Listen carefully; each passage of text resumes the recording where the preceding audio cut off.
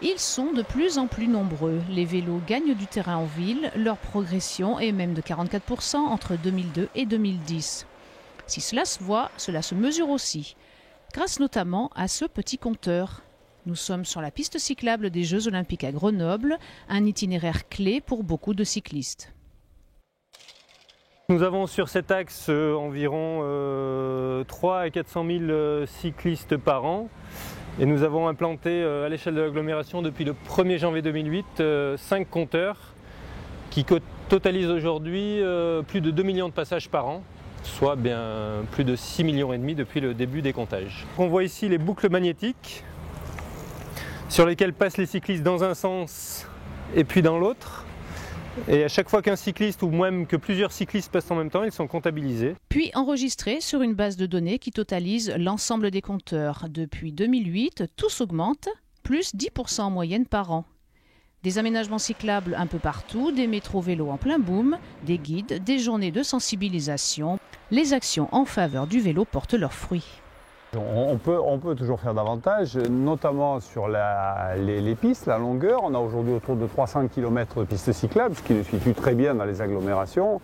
Mais on a un objectif de 450, donc on a encore du chemin, on y travaille tous les ans. Il y a 3000 choses à faire et l'objectif étant le même, développer la part du vélo. Car même s'il est bien parti, le vélo ne représente toujours que 4% de nos déplacements dans l'agglomération grenobloise. Beaucoup de personnes sont réticentes. Comme Carole, invitée par la métro à participer à un travail d'évaluation de sa politique cyclable, invitée aussi à une remise en selle. Ah oui, j'ai envie vraiment d'utiliser mon vélo beaucoup plus qu'avant. Parfois, je pense qu'il y a plein de petits trajets que je pourrais faire à vélo et je ne les fais pas parce qu'il y a une organisation à faire, parce qu'il y a quand j'ai des charges à porter, bon, le temps, les intempéries, où est-ce que je vais le garer, est-ce que le fait de le garer, d'enlever aussi toutes mes sacoches après pour pas qu'on me les vole, enfin des choses comme ça, c'est une organisation Et puis, je ne suis pas très à l'aise. Allez, on marque le temps d'arrêt, voilà, c'est mieux, on démarre, de l'autre côté c'était mieux. Hein.